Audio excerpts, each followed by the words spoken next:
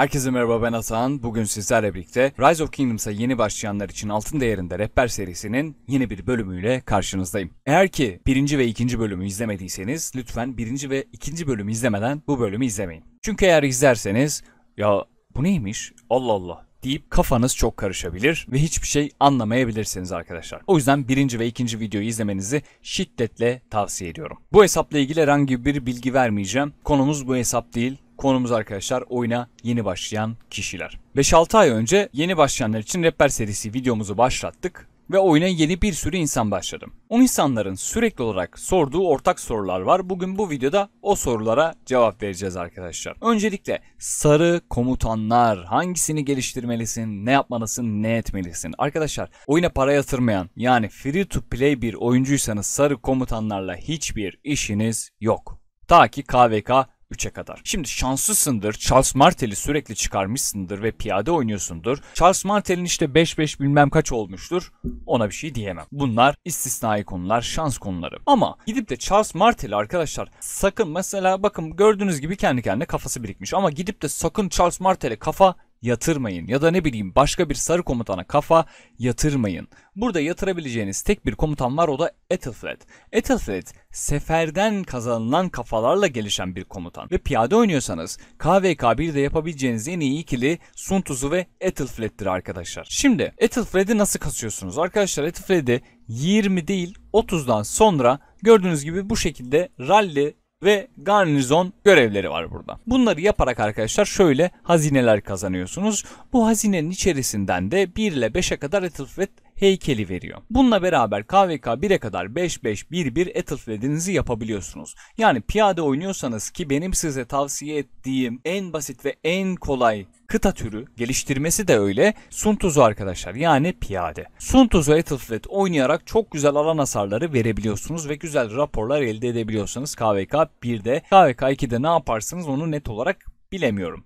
Ek olarak piyadenin şöyle bir avantajı var arkadaşlar. Siz KVK'ya geldiğinizde sabit bir dükkan var. Dükkandan önce simgesel kristali alıyorsunuz ve gördüğünüz gibi arkadaşlar piyade savunması veren 2 adet farklı ekipmanın taslağını sürekli olarak buradan elde edebiliyorsunuz. Bunları elde edip ne yapıyorsunuz? İlerleyen zamanlarda geliyorsunuz komutanınıza ve simgeselini yükseltiyorsunuz. Simgeselini yükselttiğinizde buradan öz nitelikler kazanıyorsunuz, ekstra bonuslar alıyorsunuz. Yani okçuda, süvaride maalesef böyle bir avantaj yok. Ama bu büyük bir avantaj mı? Bir yerde evet. O yüzden piyade free to play oyuncuların dostudur diyorum ve benim tavsiyem piyade oynamanızdır. Şimdi geldik arkadaşlar, sezonlar nedir? Şimdi bazı arkadaşlarımız diyor ki ben bazı komutanları göremiyorum. Niye? Çünkü arkadaşlar oyunda 5 farklı sezon var. KVK 1 öncesi, KVK 1, KVK 2, KVK 3, KVK 4 ve sonrası. Şimdi bunların da arkadaşlar hepsinin belli başlı komutanları var. Mesela oyuna ilk başladığınızda bu komutanları görüyorsunuz. Sonra KVK 1'de, yani 1. sezona geçtiğinizde YSG açılıyor. 2. sezona geçtiğinizde bu komutanlar açılıyor. 3. sezonda bu kadar komutan açılıyor. Şimdi diyeceksiniz ki yuh. Ama ben mesela ilk gördüğümde böyle demiştim. Ama arkadaşlar oyuna para yatırmayan bir oyuncuysanız veyahut da oyuna servetler yatıran bir oyuncu değilseniz bu kadar komutanla işiniz yok. Mesela Dido ile işiniz yok. Heraklius'la işiniz yok. Henry ile işiniz yok. Jan Ziska ile işiniz yok. Tarık Bin Zayed ile işiniz yok. Burada gördüğünüz çoğu komutanla say bitmez işiniz yok arkadaşlar. Korkmayın. Burada gördüğünüz komutanların çoğu garnizon ve rally komutanları. Arkadaşlar garnizon ve rally işi krallığınızdaki en iyi oyuncuların yapacağı iştir. Yani sizin eğer free to play bir oyuncuysanız sizin yapacağınız bir iş değil. Gerek de yok zaten. Çünkü balinalar, oyuna para yatıran insanlar rally açıp garnizon yapıp çılgınlar gibi ölü verebiliyorlar. Ama free to play bir oyuncu için çılgınlar gibi bir ölü vermek, her KVK'da 1 milyon asker öldürmek ya da daha fazla asker öldürmek çok zor ve çok kötü bir durum. O yüzden garnizon ve rally'ye şimdilik bakmayın arkadaşlar. İlerleyen zamanlarda durumlar değişebilir. İlerleyen zamanlarda mesela Heraklius açabilirsiniz ama dediğim gibi ilerleyen zamanlarda acele etmeyin, sakin olun. Free to play bir adamım, oyuna çok para yatıran insan var. Ben nasıl oyundan zevk alacağım? Oyundan zevk alabiliyorsunuz arkadaşlar. Şimdi ben free to play bir oyuncuyum. Ve ilk açtığım hesapta zibilyon tane hata yaptım. 400-500 günlük hesapta VIP hala 12'yim ama o hesapta muhteşem raporlar alabiliyorum. Çünkü direkten döndüm arkadaşlar. Zaten bu kanalı açmamın nedeni de bu. Gördüğünüz gibi 162 günlük bir hesapla ben 500 günlük, 400 günlük bir hesabın VIP puanına eriştim. 162 günde. Bu hesapla daha da iyi raporlar alacağım. Daha da eğleneceğim. Ama o kadar hata yaptığım bir hesapta, ki ilk videoda bunu gösteriyorum, o hesapta bile eğlenebiliyorum.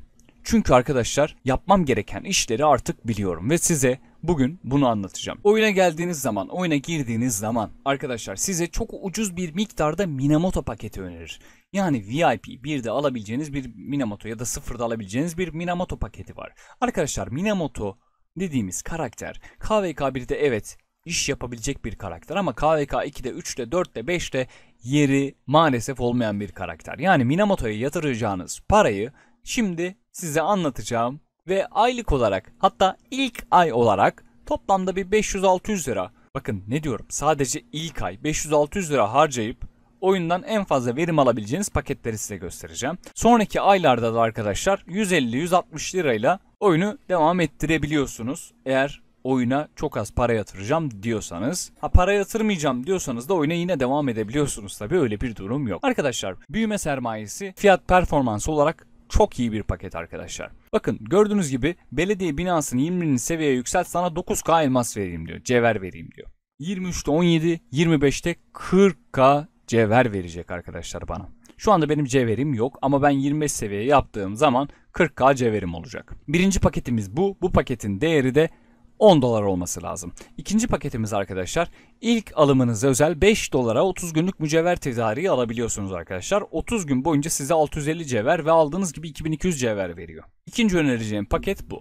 Üçüncü önereceğim paket, ticaret merkezinden girdiğiniz ve her ay 2 gün 3 gün ara veren bir Battle Pass sistemi var. Onu da hemen size ana hesabımdan göstereceğim. Gördüğünüz gibi ticaret merkezinde şöyle bir simge var. Bu simgede arkadaşlar sezonunuza uygun ödüller veren bir Battle Pass mevcut. Bunu da 150 TL'ye alabiliyorsunuz. Ya 5 dolara ya da 20 dolara, ki şuna hiç gerek yok. Almayın. 5 dolara bunları alabilirsiniz arkadaşlar. Sadece dediğim gibi ilk ay bir 600-700 lira harcayıp sonraki aylarda da 150-160'a bu Battle Pass'i alabilirsiniz. Tabi Battle Pass'in sonunda arkadaşlar, şu anda burada farklı görecek, kafanız karışmasın.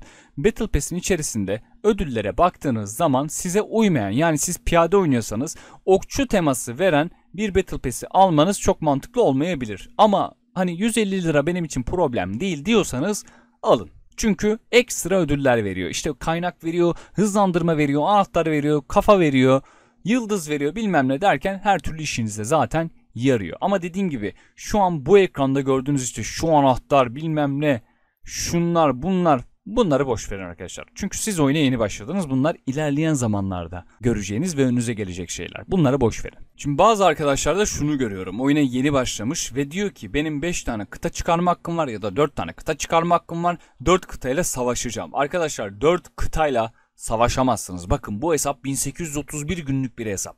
1831 günlük bu hesapla benim 4 tane hazır setim varken ben sadece 2 kıtayla savaşıyorum. Neden? Çünkü geri kalan 2 setim maalesef güçlü setler değil. Yani alanda paramparça oluyorlar.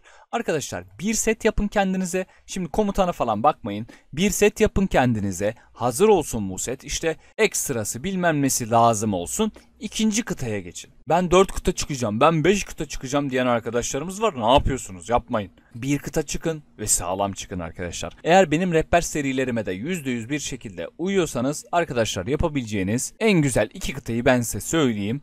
Hatta KVK 1'de bile bunu yapabilirsiniz ama sakın ikinci kıtayı savaştırmayın. Arkadaşlar birinci kıtanız Sun Tzu, Ethelflaed olabilir. İkinci kıtanız Belisarius Baybars olabilir ve Belisarius'un yetenek ağacında da hareketlilik kısmına verip Belisarius'u deliler gibi, Tazmanya canavarı gibi koşturabilirsiniz. Belisarius'a bir de dandikten 2 tane 3 tane ekipman ekleyin. Sadece farm kesin arkadaşlar. Yapacağınız başka bir şey yok. Farm keserek ekstra öldürme puanı toplayabilirsiniz Belisarius ile. Şimdi jump nedir diye çok merak eden arkadaşlarımız var. Arkadaşlar jump şu şekilde: hesabınızda başlatıyorsunuz. Oyuna yeni giriyorsunuz. Belediye binanız 8 olana kadar size oyun acemi göçü veriyor. Belediye binasını 8'e basmazsanız acemi göçüyle 8 ya da 7 gün içerisinde göç etmek gibi bir hakkınız var. Yani mesela gelelim hazırlık sezonu diyelim, en son açılan krallığa bakalım. Gördüğünüz gibi 9 saat 9,5 saat önce açılan bu krallığa 7 günlük bir hesapla ya da 6 günlük bir hesapla dahil olabiliyorsunuz.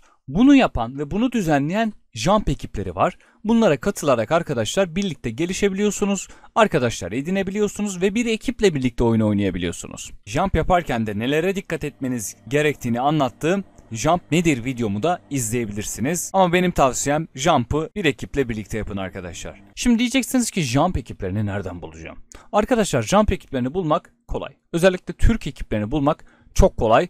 Bunun için nereye bakıyoruz? Discord sunucuma bakıyoruz arkadaşlar. Bu her YouTuber'ın Discord sunucusunda olan bir özellik bu arada. Sadece bana özgü bir şey değil, bilginiz olsun. Şimdi Discord'la ilgili anlatacağım birden fazla şey var. Ama önce ne demiştik? Jump demiştik. Arkadaşlar bir Jump ekibi arıyorsanız geldiğiniz zaman burada gördüğünüz gibi birden fazla ilan var. Birden fazla Jump ekibi var arkadaşlar. Bunlardan herhangi birini okuyup herhangi birini beğendikten sonra kişiye ulaşabilirsiniz. Ya da artık nasıl ulaşım sistemi yapmışlarsa oradan kendilerine ulaşabilir ve konuşabilir, anlaşabilir. Birlikte oyuna başlayabilirsiniz. Ya da sohbetten bilmem neden arkadaş edinebilirsiniz. Şimdi gelelim Discord sunucusunda kullanabileceğiniz iki farklı özelliği. Arkadaşlar mesela geldiniz, sun tuzunuzu yaptınız fakat nasıl bir sistem, nasıl bir yetenek ağacı yapacağınızı bilmiyorsunuz. Geldiniz buraya, talent yazdınız, sun tuzu dediniz. Bakın şimdi bot size arkadaşlar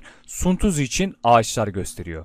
Burada garnizon diyor arkadaşlar. Yani garnizon, yani bir yeri savunurken sun tuzunun ağacı bu şekilde olabilir diyor. Buna tıkladığınızda da büyür. Geçtiniz. Garnizon'un işiniz yok. Field skill diyor arkadaşlar. Sürekli skill spam istiyorsanız da bunu yapabilirsiniz. Fakat savaşmak istiyorum diyorsanız da infantry'yi yapabilirsiniz arkadaşlar. Benim de önerdiğim ağaç budur. Hatta ağaçta ilk önce şunu açın. Sonra burayı açın. Sonra bu ağacı tamamlayın arkadaşlar. Sonra geldiniz, dediniz ki ben sun tuzuma ya da farklı bir karakterime ben ekipman bakmak istiyorum. Seçtiniz. Önerdiği ekipmanlar arkadaşlar. Bakın görüyorsunuz medium tier, high tier, bilmem ne tier diye gösteriyor size. Ekipmanlar bu şekilde olsun. Güzel bonus alırsın, onu alırsın, bunu alırsın diyor ama tabi KVK 1'de hani belki şu ekipmanı yapabilirsiniz. Belki de bunu yapabilirsiniz. O da tabii şans faktörü. Ya da geldiniz sun tuzunun arkasına ne koyabilirim dediniz. Arkadaşlar bakın burada öneriyor. YSG diyor ama free to play bir oyuncuya önerdiğim bir karakter değil. Açın bırakın. Richard açın bırakın. Ama cevher pek fazla harcamayın arkadaşlar. Şimdi bunları önermiş fakat bunda yok, ben yaptım çok memnun olamadım. Martel önermiş. İyi bir seviyede değilse Martel'iniz kullanmanıza gerek yok. Alexander the Great yine aynı şekilde KVK 2'de açılan fakat önerdiğim bir komutan değil arkadaşlar. Tabi yeni gelen güncellemelerle biraz değişiklikler var Alex'te. Fakat biz yine eskisi gibi bildiğimiz sistemden devam edelim. Eğer Alex'i açtıysanız tabi farklı konular işliyoruz ama şu anda yeri değil. Ethelfred'i öneriyor burada. Ya da geldik arkadaşlar, dedik ki aksesuar öner bana dedik ama sun tuzuya aksesuar önermez çünkü KVK 1 komutanı olduğu için aksesuar göstermeyecektir. Şimdi geldik, burada bir de hesaplayıcı diye bir oda var arkadaşlar. Bu hesaplayıcı odasına siz hızlandırmalarınızı, bakın Reiner diye bir arkadaşımız hızlandırmalarını atmış. Demiş ki bana bunu hesapla demiş bota.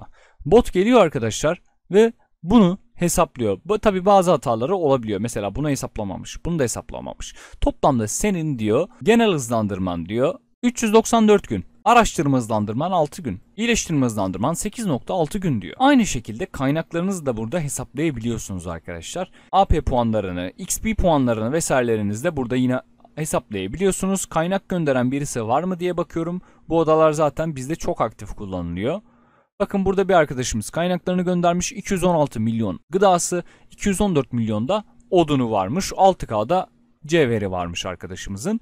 Bu şekilde Discord sunucumuzu da kullanabilirsiniz. Sohbet odasına sohbet edebilir. Anlık danışmak istediğiniz bir şey varsa danışabilirsiniz arkadaşlar. Mesela dediniz ki benimle ilgilenen Atahan sen ol. Arkadaşlar katıl sistemimizde YouTube'daki katıl butonlarımız arasında arkadaşlar seçkin üyelik var. Burada KVK 1, 2, 3 için hesap gelişim koçluğu yapıyorum. Tabi bu size kalmış bir şey. Ben videolarda da anlatıyorum. Fakat bu birebir bir eğitim. Yani bir spor salonuna, fitness'a gittiğiniz zaman nasıl makineleri kullanabiliyorsanız, nasıl internetten bir şeyler öğrenebiliyorsanız, fakat birebir birisi benimle ilgilensin, bir şey yanlış yapıyor muyum, öğrenmek istiyorum diyerek nasıl özel ders alıyorsanız bu da özel ders gibi düşünebilirsiniz. Aylık 100 TL'ye hesap gelişim koçluğu alabilirsiniz. Hesap gelişim koçluğunu aldıktan sonra da buradaki minik rehberi takip edip Discord'dan otomatik olarak rolünüzü alıp birebir koçluk talep odasından arkadaşlar koçluk talebinizi oluşturabiliyorsunuz. Atladığım veyahut da unuttuğum şimdilik bir konu yok diye düşünüyorum. Sizin merak ettiğiniz bir şeyler varsa YouTube yorumlarına yazabilirsiniz. Kanalıma hala abone değilseniz abone olup bildirimleri açmayı unutmayın. Hatta bildirimlerin